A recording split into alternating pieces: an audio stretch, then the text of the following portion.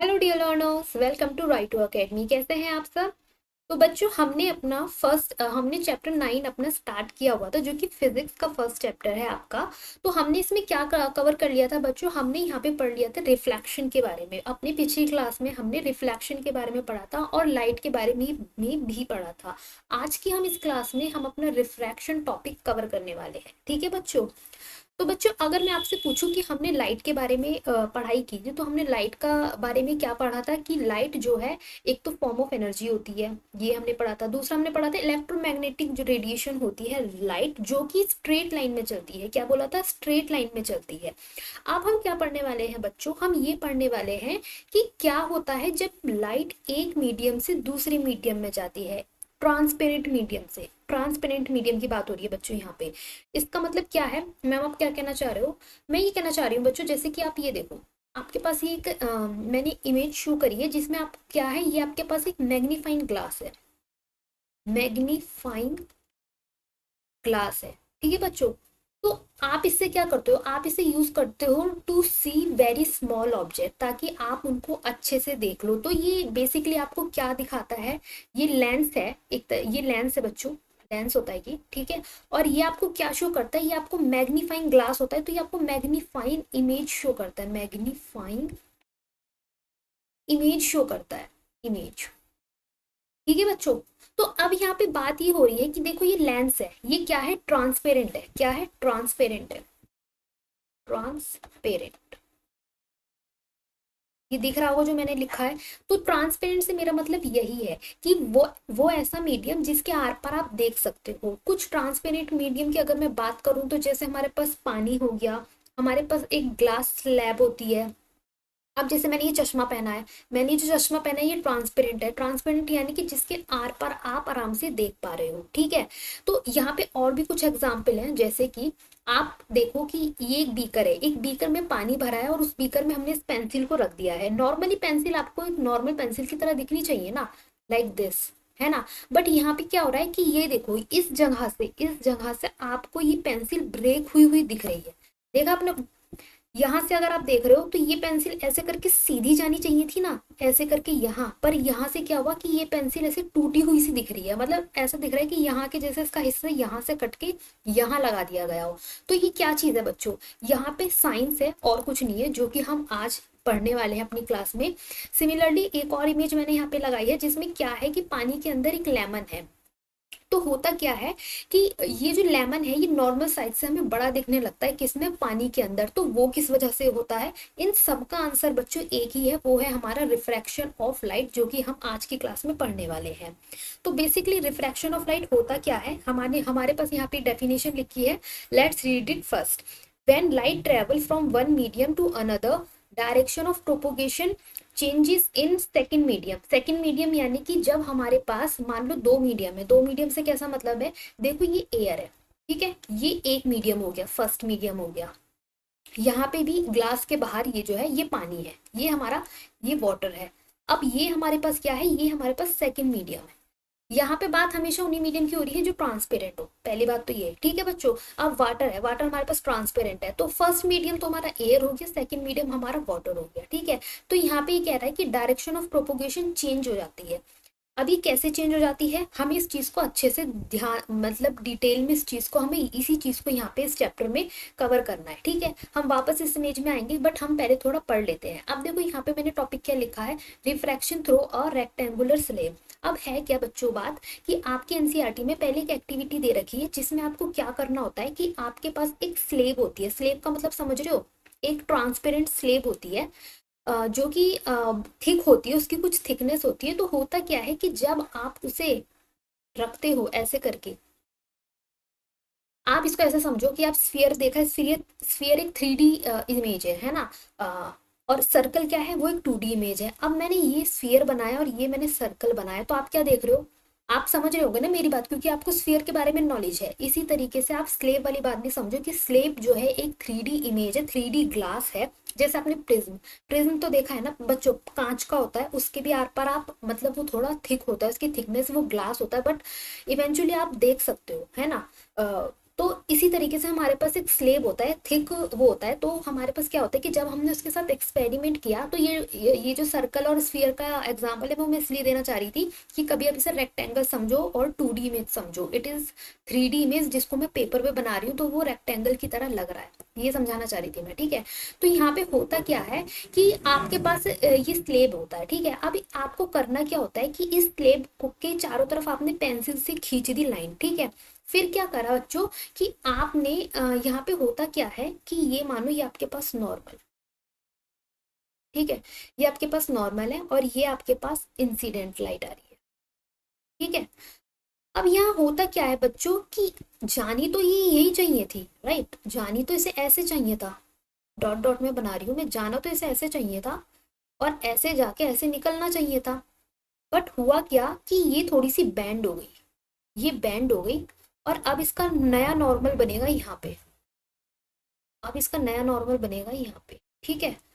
अब यहाँ से फिर ये दोबारा बैंड हो गई और हुआ क्या कि अब ये इसके पैरेलल चली गई, जो आपने डॉटेड लाइन लगाई है ना, ये इसके पैरेलल चली गई, ये भी है और ये भी है, ठीक है। तो ये दोनों क्या करेंगे, साथ में पैरेलल जाएंगे। तो ये एक्सपेरिमेंट आप क्या करते हो, एक्सपेरिमेंटली प्रैक्टिकली आप ये एक्सपेरिमेंट करते हो रिफ्रैक्शन ऑफ लाइट देखने के लिए। तो बेसिकली हम इसे समझते हैं, यही चीज बच्चों क्या है, रिफ्रैक्शन है। देखो दोबारा से अगर आप डेफिनेशन पढ़ोगे तो आप क्या पढ़ोगे कि when light travel from one medium to another direction of propagation changes. तो बेसिकली आपका डायरेक्शन ऑफ प्रोपोगेशन बदल जाता है। अब ये हमारे पास मीडियम वन है, ये हमारे पास है एयर, ठीक है, और ये हमारे पास है ग्लास। क्या है ये बच्चों, ग्लास। तो मीडियम हमारा बदल गया, ग्लास क्या होता है, ट्रांसपेरेंट होता है, ट्रांसपेरेंट होता है, ठीक है। तो हमारी पहली कंडीशन तो सही है ना कि हमारे पास ट्रांसपेरेंट मीडियम है जो कि है हमारे पास ग्लास। तो अब देखा क्या गया कि ये जो नॉर्मल रे यहाँ से ऐसे आई, इसका जो भी एंगल था आई, ठीक है। फिर ये जो इसके अंदर आई से ही लेना है एंगल बच्चों, आर, आई से ही लेंगे हम, आर हमने ले लिया, ये यहाँ पे आर क्या स्टैंड कर रहा है, रिफ्रैक्शन के लिए, ठीक है। फिर क्या हुआ, ये भी हमारे पास, इसे आप क्या मान लो, ये और ये दोनों बराबर ही होने वाले हैं, दिस इज ऑल्सो आर। तो हुआ क्या कि अब ये जो इंसिडेंट्स निकली है, यहाँ से ये जो लाइट निकली है, ये होती है हमारी, देखो ये हमारी हुई स्टार्टिंग में इंसिडेंट रे, इंसिडेंट रे, ठीक है। देन ये सेकंड वाली हुई हमारी रिफ्रैक्टेड, यहाँ लिख देती हूँ बाहर, सेकंड वाली हुई हमारी रिफ्रैक्टेड, रिफ्रैक्टेड, ठीक है। अभी थर्ड वाली रे हुई हमारी इमर्जेंट, इमर्जेंट, ठीक है। तो ये क्या हुआ, ये हमारा था मीडियम फर्स्ट, एक सेकेंड, यहाँ था हमारा मीडियम फर्स्ट एयर, दूसरा पेन यूज कर लेती हूँ मैं, ये था हमारा मीडियम फर्स्ट और ग्लास था हमारा मीडियम सेकंड। तो यहाँ पे हुआ क्या कि जो रे आई, रे आने के बाद हमने नोटिस क्या किया कि जैसे ही हमारा मीडियम बदला, हमारे पास एक ट्रांसपेरेंट मीडियम आया, तो वो क्या हुआ कि उसमें जो है उसके एंगल में जो है चेंज आ गया, यानी कि पहले उसका जो एंगल था वो आई था, फिर उसके बाद जब वो उस ग्लास के अंदर यानी दूसरे मीडियम के अंदर गई, अभी दूसरा मीडियम कुछ भी हो सकता है, यहाँ पे हमारे पास ग्लास है, जैसे कि आप इस वाले एग्जांपल में देख सकते हो, यहाँ पे वाटर है, तो ये मीडियम कुछ भी हो सकता है। तो बात बस इतनी सी है कि जब आपकी लाइट है वो स्ट्रेट लाइन में तो ट्रेवल करती है अनटिल एंड अनलेस कि जब उसका मीडियम ना बदल रहा हो, जैसे ही मीडियम बदलेगा तो वो क्या करेगी, वहां पे हमारा चेंज आ जाएगा, कहाँ पर, हमारे एंगल में आ जाएगा चेंज, एंगल ऑफ इंसिडेंट और वहां या फिर एंगल ऑफ रिफ्रैक्शन, ठीक है। तो वहां पे चेंज आ जाएगा। अब चेंज कैसे आता है बच्चों, अच्छा, चेंज करने से पहले अभी आपने रिफ्रैक्शन के बारे में पढ़ लिया कि नॉर्मली रिफ्रैक्शन क्या होता है कि आपका जो है लाइट का एंगल बदलेगा, ठीक है, एंगल बदल गया। अब यहाँ पे आप पहले रूल्स को समझ लो, जैसे कि हमने रिफ्लेक्शन पढ़ा था और रिफ्लेक्शन के बाद हमने उसके रूल्स पढ़े थे, तो सिमिलरली यहाँ पर भी हमारे पास क्या होता है, लॉ ऑफ रिफ्लेक्शन होता है। तो पहला रूल तो वही है कि आपका इंसिडेंट, आपका रिफ्रैक्शन, आपका इमरजेंट और आपका नॉर्मल, इमरजेंट तो नहीं होता बच्चों, एक सेकेंड, नॉट इमरजेंट, ठीक है, ओनली नॉर्मल, और आपका नॉर्मल, ये सब कुछ इन सिंगल उसमें होने चाहिए, प्लेन में होने चाहिए, ठीक है, सेम प्लेन होना चाहिए, मैं यहाँ पे शॉर्टकट में लिख रही हूँ, सेम प्लेन होना चाहिए। रिफ्रैक्शन वाले हाँ, रिफ्लेक्शन वाले में भी आपका यही रूल था, रिफ्रैक्शन वाले में भी आपका यही रूल है, पहला वाला कि तीनों ही जो हमारे पास रेज हैं वो हमारा सेम प्लेन में होनी चाहिए। दूसरा रूल यहाँ पे क्या कहता है बच्चों कि ये जो एंगल है ना, यहाँ पे एंगल देखो, ये जो एंगल है ये वाला आई और यहाँ पे ये वाला एंगल आर, तो इनके क्या है साइन, यानी कि आपने मैथ्स में पढ़ा है ना, साइन कॉस टेन, तो वहां पे क्या है, उनका साइन, एंगल का sine value sine of I upon में साइन ऑफ आर, साइन है, मैंने आर लिख दिया, sine of r is equal to a constant value, constant value होती है। ठीक है बच्चों, यहाँ पे ये हमारे पास एक कांस्टेंट वैल्यू आती है। तो ये क्या थे हमारे पास, ये थे हमारे पास लॉ ऑफ रिफ्रैक्शन, यानी कि रिफ्रैक्शन के जो लॉ होते हैं, दो लॉ होते हैं उसके, और वो दो लॉ हमारे इस तरीके से होते हैं। ठीक है बच्चों, अब हमें यहाँ पे पढ़ना है कि ये कांस्टेंट होता क्या है, ये कांस्टेंट वैल्यू क्या होती है। तो ये कांस्टेंट वैल्यू बच्चों होती है हमारा रिफ्रैक्टिव इंडेक्स। ठीक है, अब ये रिफ्रैक्टिव इंडेक्स क्या है, इसको कैसे कैलकुलेट करते हैं, तो सबसे पहले तो यहाँ पे आप इसका फॉर्मूला देखो, और इसमें एक एक चीज नोटिस करना अच्छे से, क्योंकि यहाँ पे बहुत कंफ्यूजन है। मैंने लिखा N12, मैंने क्या लिखा, आपने अच्छे से देखा, मैंने लिखा N12 is equal to speed of light in one medium, यानी एक मीडियम में स्पीड की life upon the speed of light in medium second. ठीक है, इज इक्वल टू क्या लिखा है मैंने, V1 अपॉन V2। समझ गए। अब ये V क्या है, V यहाँ पे क्या है बच्चों, दिस इज वेलोसिटी, क्या है ये, यहाँ पे क्या है वेलोसिटी, यानी कि वेलोसिटी या स्पीड, यहाँ पे वर्ड लिखा है ना स्पीड बच्चों, तो हमने इसको किससे टर्म कर दिया है, V1 V2, तो अलग से लिखने की जरूरत नहीं थी। तो बेसिकली हाँ, इसे मैं हटा ही देती हूँ, फिर मुझे लगा। ठीक है, तो बेसिकली ये क्या है स्पीड, और हमने इसको क्या है नोटेशन क्या दे दी है, V1 बाय V2। अब आप देखो कि आपका यहाँ पे नोटेशन क्या लिखा है, आपके नोटेशन में पहले क्या वैल्यू लिख रखी है 1, फिर बाद में 2। तो बच्चों जो आप रिफ्रैक्टिव वैल्यू निकालते हो ना, या तो ये जो वैल्यू निकालते हो आप, ये वाली पूरी वैल्यू, ये वैल्यू निकल कर आती है आपकी सेकंड वाले मीडियम की। This is for second medium, medium second medium in the sense कि आपके जो नीचे जो टर्म होता है ना, आपकी ये वैल्यू उस चीज की आती है। तो सिमिलरली आप ये देखो कि आपने लिखा है speed of light in medium 2, तो आपका ये जो वैल्यू आई है वो फॉर मीडियम 2 आई है। फॉर किस मीडियम के लिए आई है, फॉर मीडियम 2 के लिए। अगर मेरे को सिर्फ मीडियम 1 के लिए कैलकुलेट करना होगा ना, 1 के लिए, तो मैं पहले क्या लिखूंगी बच्चों, मैं यहाँ पे लिखूंगी कि, एक सेकेंड, ये नोटेशन गलत है, वही तो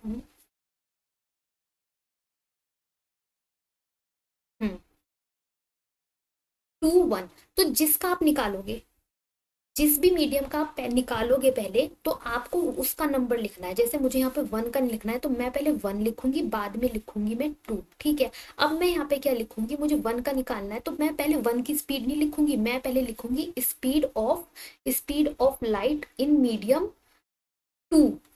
ठीक है बच्चों, मैं वो पहले लिखूंगी, और then speed of light in medium 1। क्यों, क्योंकि मुझे नीचे 1 का निकालना है, तो जिसका निकालना होगा वो चीज आपकी नीचे आएगी, देन आपकी ये वैल्यू किसकी आएगी, और ये नोटेशन और यहाँ पे लिखा कैसे जाएगा। इससे पहले मैंने जो लिखा था वो गलत लिखा था, लेकिन मुझे, क्योंकि मुझे रूल अच्छे से पता था, तो इस वजह से मुझे पता चल गया कि अरे ये तो मिस्टेक है। तो यहाँ पे अगर मैं आपको NXY लिख रही हूँ ना जनरल में, तो मैं बताओ ये वैल्यू आप किसकी निकाल रहे हो, जो भी पहले आएगा बच्चों आप उसकी निकाल रहे हो। तो आप यहाँ पे किसकी निकाल रहे हो, आप एक्स मीडियम की निकाल रहे हो वाई के उसमें। तो जो अगर आप एक्स की निकालोगे, तो आप पहले एक्स को नहीं रखोगे, आप पहले वाई की रखोगे, देन आप एक्स को रखोगे। सिंपल है, ये इन जनरल मैंने आपको बता दिया इसीलिए। ठीक है बच्चों, तो ये चीज आप समझ गए होंगे कि रिफ्रैक्टिव इंडेक्स क्या होता है। अब यहाँ पे क्या हो रहा है कि यहाँ पे स्पीड की तुलना की गई है मीडियम 1 और मीडियम 2। बट आप मुझे एक बात बताओ कि आप अर्थ पे रह रहे हो, आप अर्थ में रह रहे हो, तो अर्थ में क्या है, अर्थ में एयर है, हमारा एटमोस्फेयर है, तो एटमोस्फेयर में क्या है, हमारी एयर है। तो एक तरीके से आपका एक मीडियम तो यहाँ पे फिक्स ही हो गया। इन अगर आप कोई एक्सपेरिमेंट कर रहे हो कुछ अलग अलग उसमें, तो वहां पे आपका जो है मीडियम बदल सकता है, बट इन जनरल बात हो रही है, इन जनरल आप बात करोगे तो वहां पे आपका एयर आना ही आना है एक मीडियम में। सारे केसेस में नहीं, बट 90% केसेस में लेके चलो, बाकी 10% में आप अलग अलग मीडियम ले सकते हो, बट 90% में आप इन जनरल बोल सकते हो, क्योंकि हमारा जो है मोस्टली एटमोस्फेयर ही है ना। तो हमारे पास क्या होता है बच्चों की, हमारे पास आता है एब्सोल्यूट रिफ्रैक्टिव इंडेक्स, जिसमें हमारा क्या होता है, पहले हम रखते हैं, अगर हमें किसी की भी रिफ्रैक्टिव इंडेक्स निकालना है, किसी का भी रिफ्रैक्टिव इंडेक्स निकालना है, मान लो M का निकालना है, तो हम उसको नीचे रखेंगे। देखो मैंने लिखा ना, refractive index speed of liquid है, ये SL for speed of light in medium, ठीक है। तो इसको मैंने एम को मीडियम को फॉर एम लिख दिया। तो मैंने क्या बोला कि आपको जिसकी भी निकालनी है वो चीज आपको नीचे ही रखना है, ठीक है। ऊपर आपने क्या लिखा, speed of light in air. तो speed of light in air की आपने क्या लिख दिया, सी से डिनोट कर दिया, और अपॉन में वी यानी किसी स्पीड की मीडियम में कितनी भी हो। अब ये फॉर्मूला लिखने का क्या था कि बच्चों यहाँ पे एब्सोल्यूट लिखा तो है, बट इस एब्सोल्यूट को भी हटा देते हैं।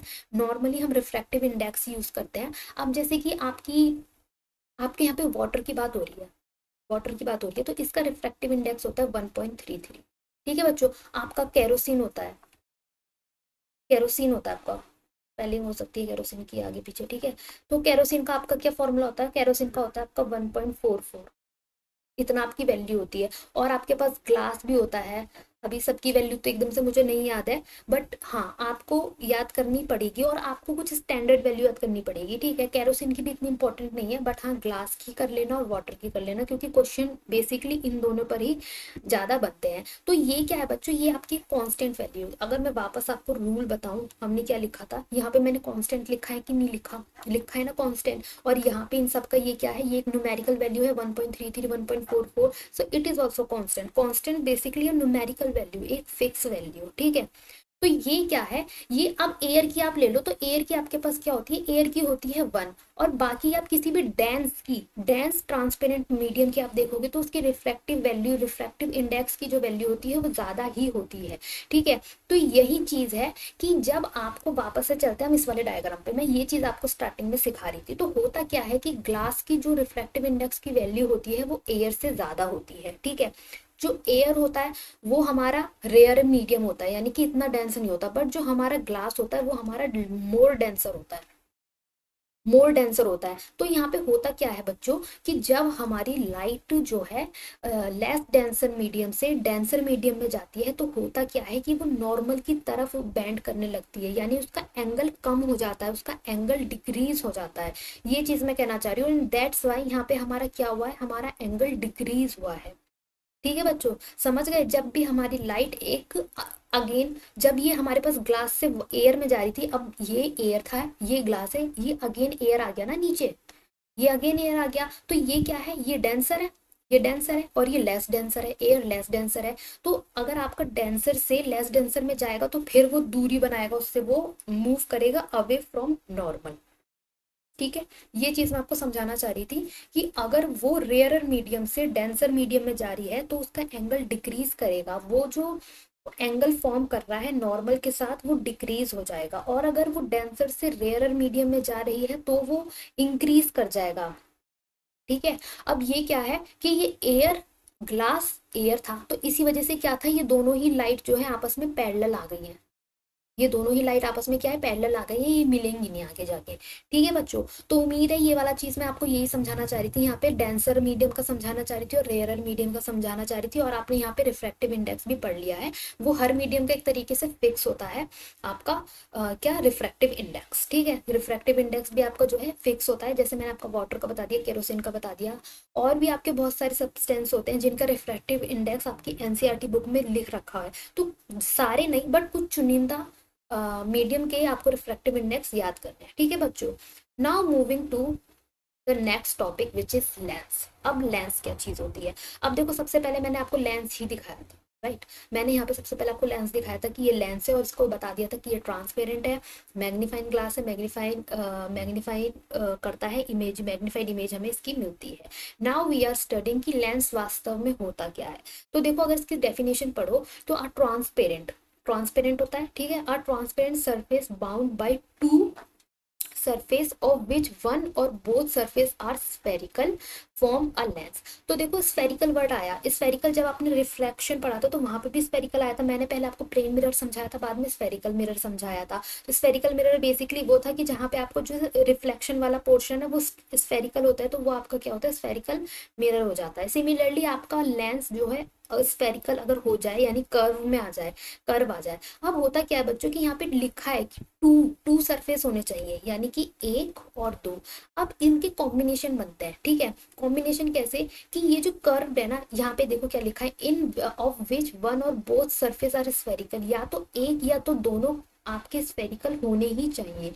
ठीक है बच्चों, तो अब हमारे पास यहाँ पे कितने तरह के लेंस होते हैं अगेन, जैसे कि हमने रिफ्लेक्शन में रिफ्लेक्ट स्फेरिकल मिरर्स पढ़े थे, कॉनकेव और कॉन्वेक्स, हमें भी यहाँ पर दो तरह के लेंस को पढ़ना है। ठीक है बच्चों।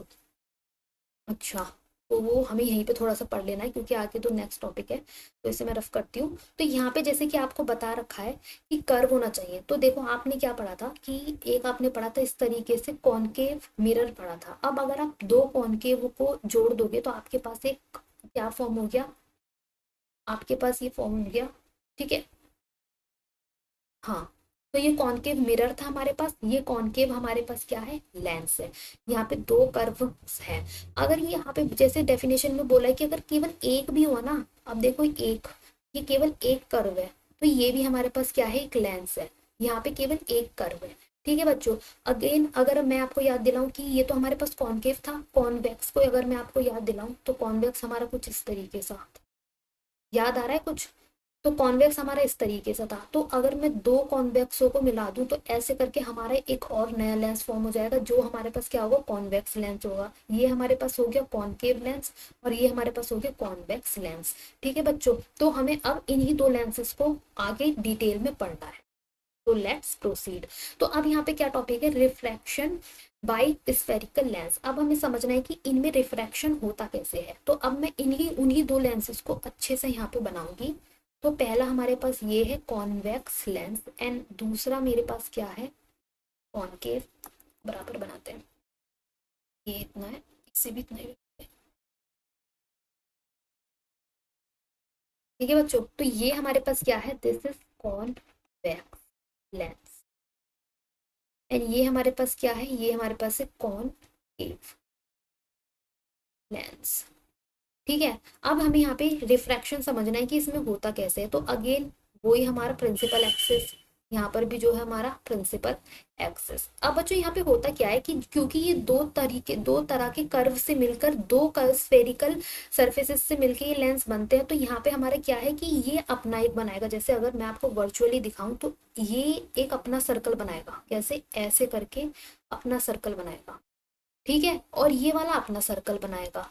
तो बेसिकली होगा क्या कि सेंटर ऑफ कर्वेचर इन दोनों के अपने अपने होंगे, एक का हम C1 लेट कर लेंगे, एक का C2 लेट कर लेंगे, है ना बच्चों। बट यहाँ पे क्या होता है, यहाँ पे हम क्या करते हैं, करती हूँ मैं एक सेकेंड, यहाँ पे हम अज्यूम कर लेते हैं 2F उसकी जगह।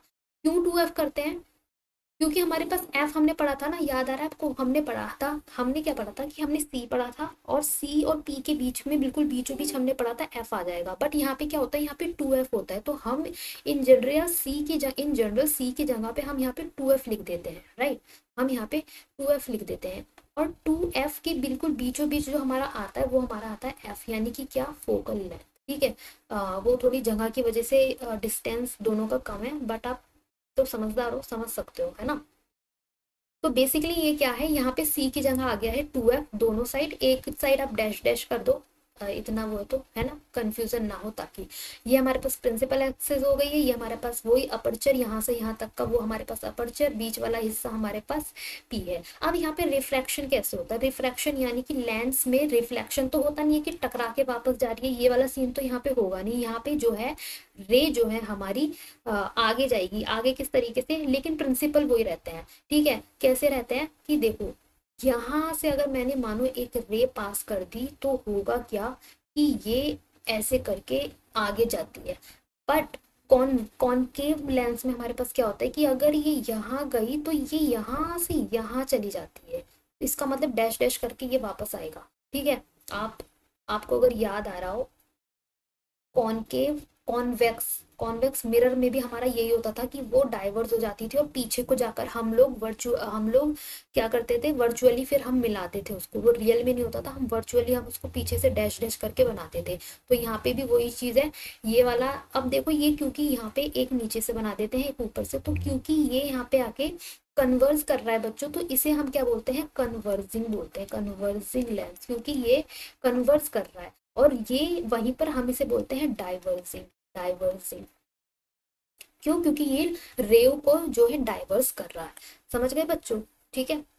Now moving to the next topic. अब ये क्या था, ये हमने दो लेंसों के बारे में पढ़ लिया। Moving to the next one, image formation by lens using ray diagram. तो देखो बच्चों, जो इमेज है वो हम लोग कॉपी से पेन से बनाते हैं, कॉपी में पेन से बनाते हैं। तो वो हम कैसे करते हैं, यूजिंग रे डायग्राम। इससे पहले भी जो हमने मिरर के लिए पढ़ा, वो भी हमने क्या था, वो यूजिंग रे डायग्राम ही पढ़ा था। यहाँ पे ये जो हमारी ये सारी ये जो हम बनाते हैं, ये सारी हमारी रेज ही होती हैं, जिनकी हेल्प से हम ये बना पाते हैं।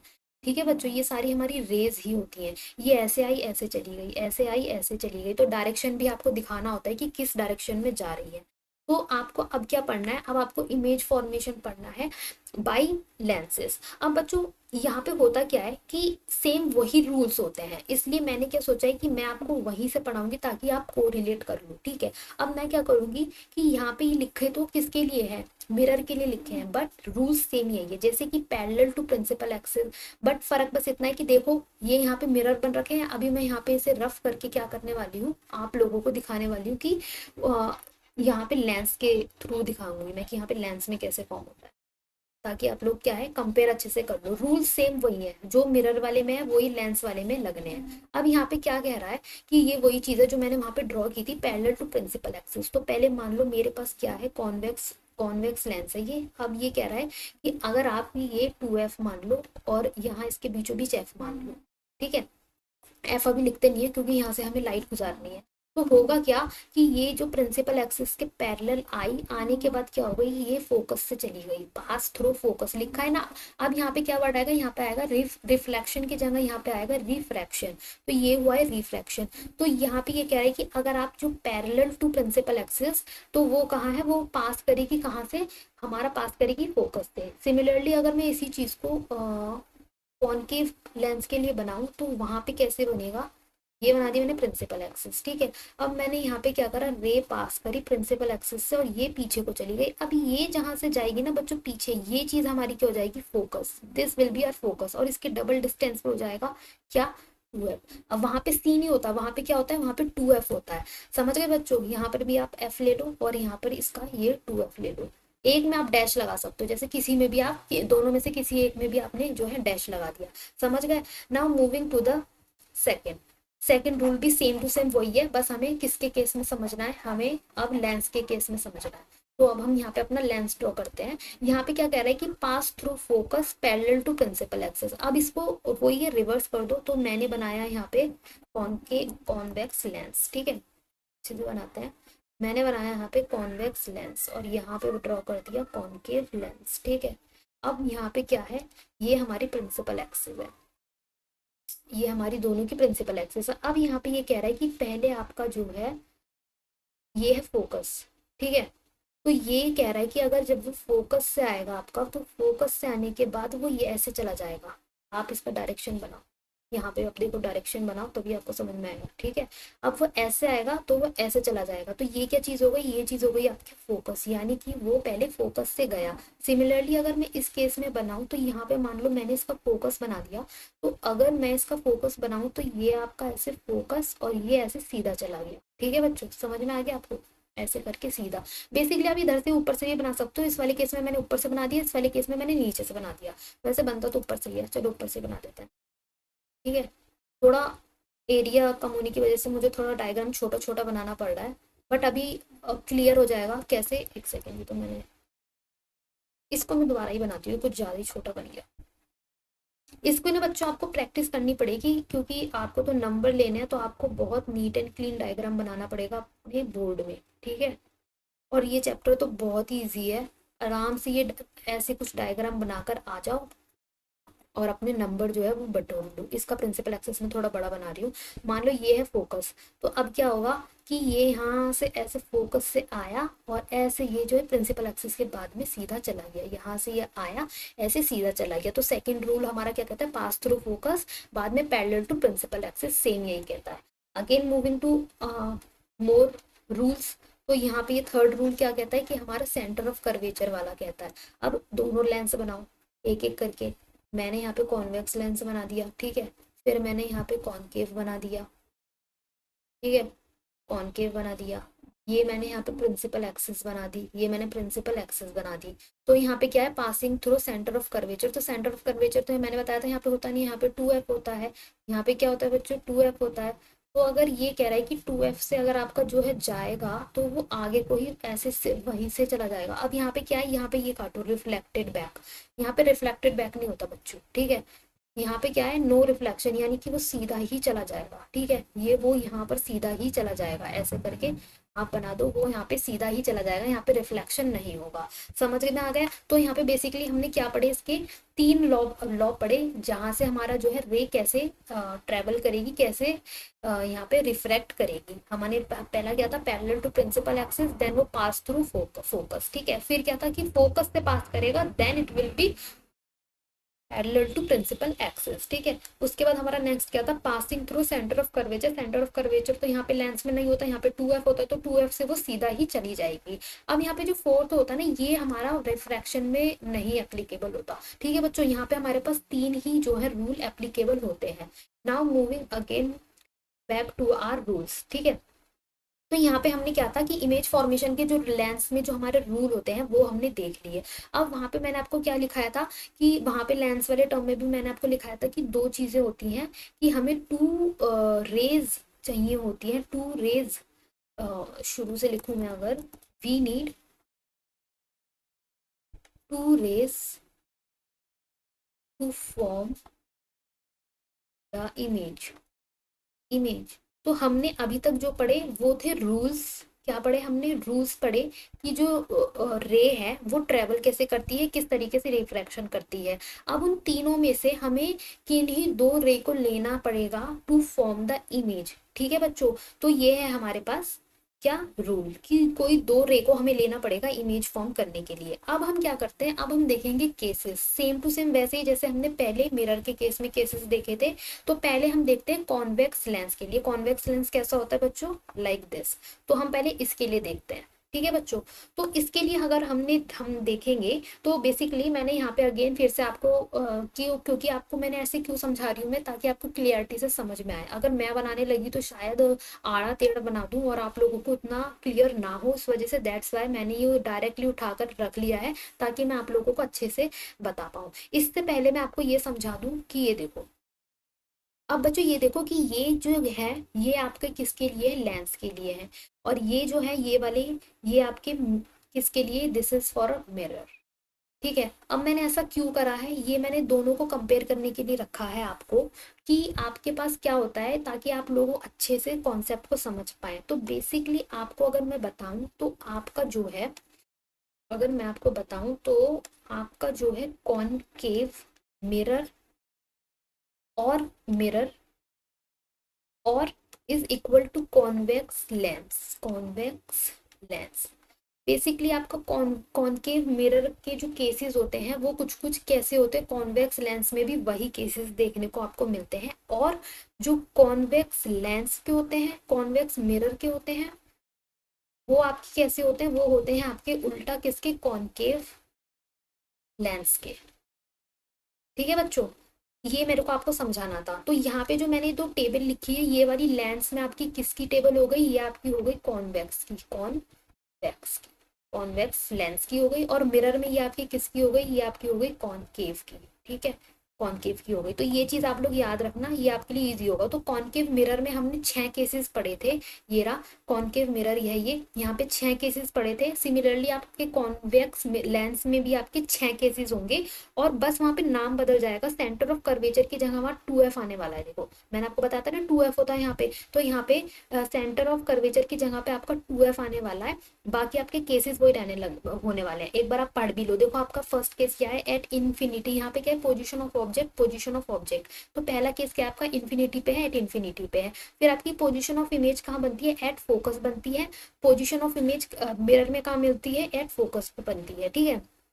अगर आप इसके रिलेटिव साइज की बात करो तो highly diminished point size, highly diminished point size, ठीक है। और आप इसका नेचर की बात करो तो वो रियल और इन्वर्टेड होता है, रियल और इन्वर्टेड होता है, ठीक है। तो यहाँ पर भी आपके क्या है, बेसिकली ये सारे केसेस हैं पहला केसेस पे क्या था, मैंने तब आपको क्या बताया था कि इन्फिनिटी से धीरे धीरे आपका जो ऑब्जेक्ट है वो कहाँ मूव करता है, मिरर के पास या लेंस के पास मूव करता है। तो यहाँ पे आपके पास क्या पोजीशन बताई थी मैंने, इन्फिनिटी होती है, फिर सी आता है, फिर एफ आता है, फिर हमारे पास पी आता है, ये होता है। जो एफ होता है वो हमारा इन दोनों के बिल्कुल बीचों बीच लाया करता है, ये मिरर के लिए बता रही हूँ मैं। यहाँ पर बस आपका सी की जगह 2F होना है और कुछ नहीं होना, ठीक है, बस नाम बदलना है उसका। तो बेसिकली पहले आपका ऑब्जेक्ट एट इन्फिनिटी रहने वाला है, इन्फिनिटी के बाद वो बियॉन्ड सी रहने वाला है, बियॉन्ड सी के बाद वो सी पे रहने वाला है, फिर वो सी एंड एफ के बीच में रहने वाला है, फिर वो एफ पर रहने वाला है, फिर वो एफ और पी के बीच में रहने वाला है। अब अगर इसे काउंट करो 1 2 3 4 5 और 6 कौन सा है, एट इन्फिनिटी, बहुत ही ज्यादा दूर। तो आपके यहाँ पे टोटल कितने केस बनते हैं, 6 केस बनते हैं, और यही जो है यहाँ पर 6 केसेस हैं। ठीक है बच्चों, इन्हीं 6 केसेस को आपको यहाँ पे देखना है। तो लेट्स स्टार्ट, ये कैसे होता है। तो अब ये रहा आपके पास कॉन्वेक्स मिरर, और आपका यहाँ पे इस वक्त ऑब्जेक्ट कहाँ है, इन्फिनिटी पे। अब इन्फिनिटी से आपकी रेज आ रही है, वो क्या कर रही है, कन्वर्स कर रही है, कहाँ कन्वर्स करेंगी, फोकस पे। देखो मैंने क्या कहा था कि प्रिंसिपल एक्सिस से अगर आपका पैरेलल आता है तो वो कहाँ पे जाता है, फोकस पे। तो सिमिलरली बस इन्होंने यहाँ पे वो वाली रेज यूज करी और यहाँ पे इमेज फॉर्म कर दिया। एक से ज्यादा हमें चाहिए होती है रे टू फॉर्म द इमेज। ठीक है बच्चों, तो ये तो हमारा हो गया फर्स्ट केस। पॉइंट साइज इसमें इमेज बनती है, बहुत ही ज्यादा हाईली डिमिनिस्ड इमेज बनती है। ठीक है, दिख रहा होगा। सेकंड केस में क्या आ गया हमारा, बियॉन्ड सी। अब वो क्या है, ये है हमारा 2F। ठीक है, अब ऑब्जेक्ट का है बियॉन्ड सी, बियॉन्ड सी कह लो, बियॉन्ड 2F कह लो। तो यहाँ पे पहला तो कौन सा वाला रे गई, इन्होंने पहले पैरेलल टू प्रिंसिपल एक्सिस, उसके बाद रिफ्रैक्ट करके वो फोकस से गई, ये रहा फोकस।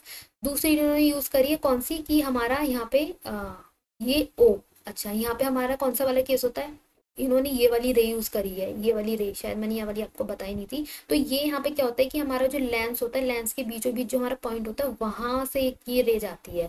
जो हमारा मिरर वाला केस होता है, मिरर में हमारे कहाँ से जाती थी, सेंटर ऑफ कर्वेचर से जाती थी। तो यहाँ पे कौन सी रे होती है, ये ऐसे करके यहाँ से सेंटर ऑफ कहाँ से जाती है, इसके लेंस के सेंटर से जाती है। तो ये यहाँ से जाएगी, और ये दोनों जहां मीट करी है वहां से परपेंडिकुलर खींच दो प्रिंसिपल एक्सिस की तरफ। ये हमारे पास प्रिंसिपल एक्सिस हो गए, प्रिंसिपल एक्सिस की तरफ ऐसे यहाँ पे खींच दो, तो ये इसकी क्या फॉर्म हो जाती है, हाइट फॉर्म हो जाती है। अब आप अपने ऑब्जेक्ट की हाइट देख लो और इमेज फॉर्म हाइट देख लो, तो क्या देख रहे हो कि इमेज की जो हाइट है वो कम है ना ऑब्जेक्ट की हाइट से। तो ओवर राइटिंग को हमने यहाँ पे रफ कर दिया। तो यहाँ पे क्या है, इसकी हाइट और इसकी हाइट देखो, हाइट छोटी बनी है। तो यही चीज अगर आप यहाँ पे देखो कि बियॉन्ड 2F जब आपका होता है तो आपका between F and 2F image form होती है। देख लो आप, आपका ये रहा F और ये रहा 2F, तो दोनों की बिल्कुल बीचों बीच आपकी फॉर्म हो गई इमेज। तो ये सही दिखा है ना इन्होंने, मतलब। तो आप फिर क्या है कि फिर आपका डिमिनिस्ट यानी कि छोटी इमेज बनती है, छोटी बनी है, आपका ऑब्जेक्ट बड़ा है, इमेज छोटी है।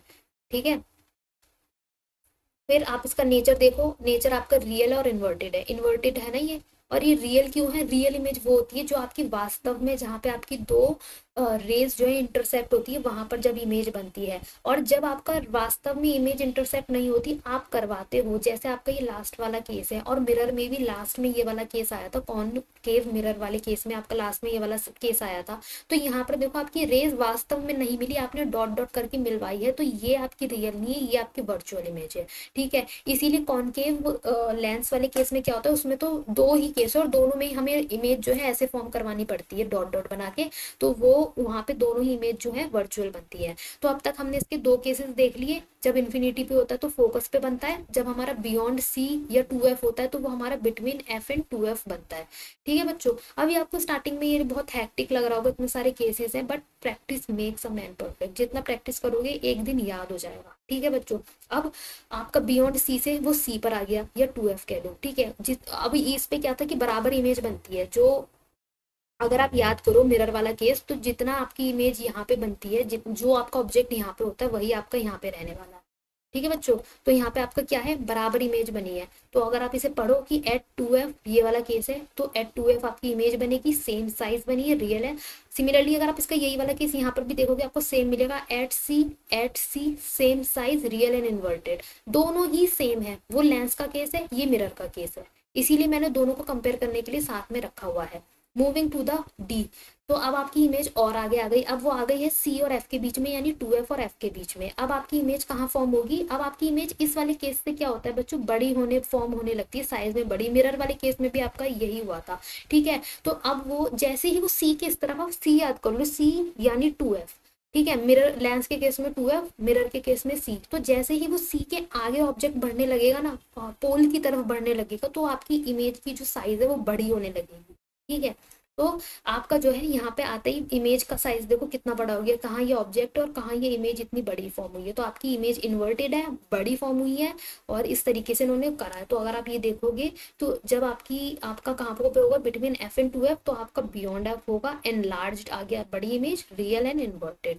ठीक है, सिमिलरली बाकी दो केसेस में अगर आप देखोगे कि अगर आपका फोकस पे होगा तो इन्फिनिटी पे बनना है, ये आपका उल्टा होता है। देखो, एट इन्फिनिटी है तो फोकस पे बनता है, एट फोकस है तो एट इन्फिनिटी आपकी इमेज बननी है। अब इन्फिनिटी पे बन रही है तो वो कितनी लंबी होगी, highly enlarge, highly enlarge, real and inverted. ठीक है, फिर आपका केस आता है बिटवीन फोकस एंड ऑप्टिकल ओ, ये लास्ट केस है आपका। तो जब वो यहाँ पे होती है तो वो कहाँ पे बनती है, वो आपका लास्ट केस है ये वाला, जब आपका यहाँ पे ऑब्जेक्ट आ गया, कहाँ पे, फोकस ये रहा और ये ओ ये रहा, इन दोनों के बीच में जब आपका ऑब्जेक्ट होगा तो वो लार्ज तो बनता है, बट वो वर्चुअल इमेज बनती है। अब तक की जितनी भी इमेज बनी थी ये आपकी क्या थी, ये रियल इमेज थी, रियल इमेज थी, रियल।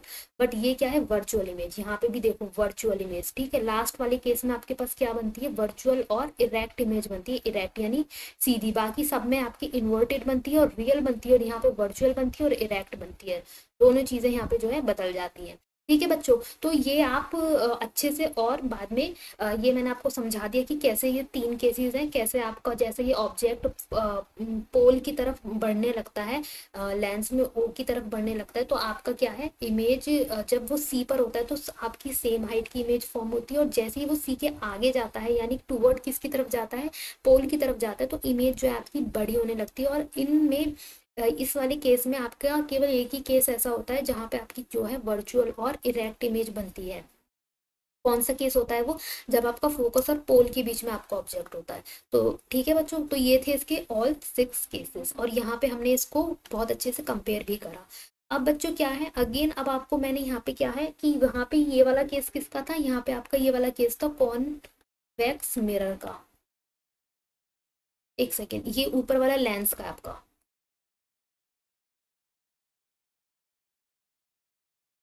ऊपर वाला लेंस का है। तो लेंस हमारे पास है कॉनकेव, कॉनकेव लेंस, और नीचे वाला हमारे पास है कॉन्वेक्स मिरर, कॉन्वेक्स मिरर। ठीक है, तो यहाँ पे ये दोनों सेम होने वाले हैं, और वहां पे वो दोनों सेम थे। ठीक है बच्चों, तो यहाँ पे दो ही केस बनते हैं कि अगर आपका वो इन्फिनिटी पे है तो उसकी फोकस पे बनती है, और बिटवीन इन्फिनिटी और ऑप्टिकल सेंटर है, या फिर बिटवीन इन्फिनिटी और पोल है, तो वो आपका कहाँ बनता है, between P and F, between focus and optical centre हो। देखो यहाँ पे पी को ऑप्टिकल सेंटर बोला जाता है, और ये हमारे पास पी होता है पोल मिरर के केस में। और आप कैरेक्टरिस्टिक भी देखोगे ना, दोनों की सेम है, virtual and erect, virtual and erect. यहाँ पर भी देखो virtual and erect, virtual and erect, यहाँ पे डिमिनिश्ड और हाईली डिमिनिश्ड, दोनों डिट्टो, सब कुछ सेम है। तो यानी कि आप बस ये वाला चीज याद कर लो, कौन सी, ये वाली जो मैंने बताई है कि concave mirror is equal to convex lens का केस बराबर होता है, और कॉन्वेक्स मिरर और कॉनकेव लेंस का केस बराबर होता है। बस इनमें से अगर आपने किसी एक का भी याद कर लिया, मान लो कि मिरर वाले केसेस आपने याद कर लिए, तो आप उसको लेंस वाले में अप्लाई कर दोगे, तो वो आपके लिए क्या है, फायदेमंद रहेगा। इनमें से आप केवल एक का भी केस याद कर लो, जैसे मिरर वाला अगर मैं कहूँ इजी है याद करने के लिए, तो मिरर वाला याद कर लो, और फिर उसको क्या है, अप्लाई कर देना लेंस पे, पर उनकी अदला बदली करके, क्या कॉनकेव मिरर में लेंस को किस में बदलना है, कॉन्वेक्स लेंस का। ठीक है, आपस में बदल जाते हैं, तो ये चीज आपको याद रखनी है। तो यहाँ पे क्या है, ये आपका क्या है, ये फॉर्मेशन दिखा दिया दो किसका, इमेज फॉर्मेशन इन कॉनकेव लेंस दिखा दिया, ये पैरेलल गया, इधर गया डाइवर्स हो गया, इधर जाके पीछे को ये इससे डॉट डॉट करके मिला दिया, फोकस पे हाईली डिमिनिश्ड फॉर्म होगी। ठीक है, दूसरा इन्फिनिटी और बिटवीन ओ ऑप्टिकल सेंटर, और बिटवीन इन्फिनिटी कहीं भी लिख दो इसको, आपको ऑब्जेक्ट को, तो आपकी इमेज इसकी यहाँ पे फॉर्म हुई है ये ए बी, तो ये क्या है, ये भी आपकी डिमिनिश्ड फॉर्म होती है। ये दो ही केसेस होते हैं इसमें। ठीक है बच्चों, तो हमने ये दो पढ़ लिए। Now moving to sign convention for reflection. ठीक है बच्चों, ओके। तो यहाँ से बच्चों आपका ये दूसरा नया टॉपिक स्टार्ट होता है, अभी हम इसको यहीं पे रखते हैं। ये वाला तो टॉपिक आपका दूसरा टॉपिक है, ये चीज आपको हम नेक्स्ट क्लास में पढ़ाएंगे। इस क्लास में हम लोग रिफ्रैक्शन तक ही करते हैं, क्योंकि ये वाला इसके बाद वाला पार्ट आपका क्या है, वो मैथमेटिकल वाला पोर्शन है, ठीक है। तो उसको हम आपको क्या है नेक्स्ट क्लास में पढ़ाएंगे। यहाँ तक आपने क्या समझ लिया, पहली क्लास में आपने रिफ्लेक्शन समझ लिया, इस वाली क्लास में आपने क्या है रिफ्रैक्शन को समझ लिया। अब थर्ड क्लास में हम क्या पढ़ेंगे, थर्ड क्लास में हम इसका न्यूमेरिकल्स देखेंगे और फॉर्मूले देखेंगे कि कैसे फॉर्मूले होते हैं, कैसे उनसे न्यूमेरिकल सॉल्व किए जाते हैं, ठीक है। तो थर्ड पार्ट जो है हमारा मैथमेटिकल पोर्शन उसमें ज्यादा रहने वाला है, इस चैप्टर का, लाइट वाले चैप्टर का, ठीक है बच्चों। तो आज की वीडियो में हम इतना ही रखते हैं। Thank you, do like share subscribe and keep watching.